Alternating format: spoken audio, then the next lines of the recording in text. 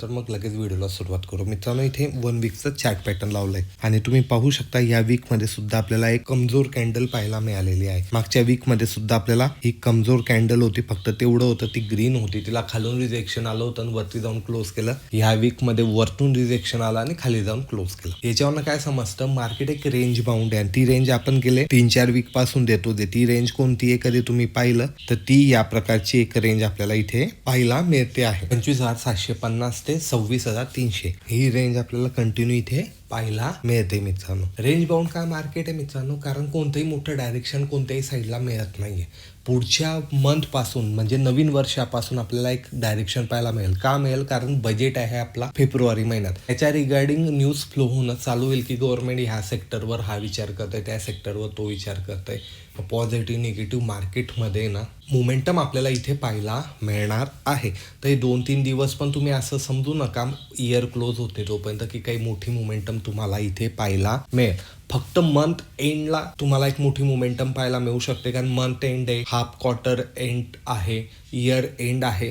तर त्यामुळे जे ॲडजस्टमेंट असेल मित्रांनो मोठमोठ्या फायर DIचं, तर ते क्लोजिंग वगैरे करताना जेव्हा तुमची ही मंथली एक्सपायरी राहील म्हणजे मंगळवारची, तिच्यामध्ये तुम्हाला एक मोमेंटम तुम्ही इथे पाहू शकता. आता हे तर झालं मोठ्या टाइम फ्रेमवर. आपण आता 1 डेच्या टाइम फ्रेमला याला चेकआउट करूया. तर 1 वीक मध्ये ती रेंज काढली होती मित्रांनो. तुम्ही एक्झॅक्टली पाहू शकता की ते आपल्याला इथे रेंज बाउंड मार्केट दिसते. सिंपल स्ट्रॅटर्जी काय, बॉटमला बाय करायचं. बॉटम म्हणजे हा बॉटम, याच्या खाली आपण एक लहान स्टॉप लॉस लावून बाय करू शकतो. टॉपला सेल करायचं. टॉप म्हणजे हा, याच्यावरती आपण स्टॉप लॉस लावून सेल करू शकतो. जोपर्यंत रेंज बाउंड आहे तोपर्यंत इथे पैसा बनेल.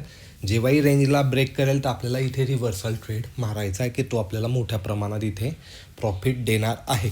आणि मंगळवारी एक्सपायरीची तुम्हाला ॲडजस्टमेंट दिसेल. सोमवारी तुम्ही 2:30 वाजेनंतरही तुम्हाला मोमेंटम इथे पाहायला मिळेल 3-1 वाजेच्या आसपास. हे लक्षात ठेवायचं. Monthly expiry, yearly expiry, 6 month expiry, quarterly expiry, ह्या सगळ्या एक्सपायरी एकसाथ आल्यामुळे ही मोमेंटम आपल्याला इथे 101% पाहायला मिळेल. ती सस्टेन करेल का नाही, फक्त ॲडजस्टमेंटनुसार ती मोमेंटम आपल्याला त्या दिवसापुरता पाहायला मिळेल. परत पुढच्या दिवशी मार्केट वेळ आली तर रेंज बाउंडच होण्याची शक्यता आहे. आता हा झाला मोठा व्ह्यू.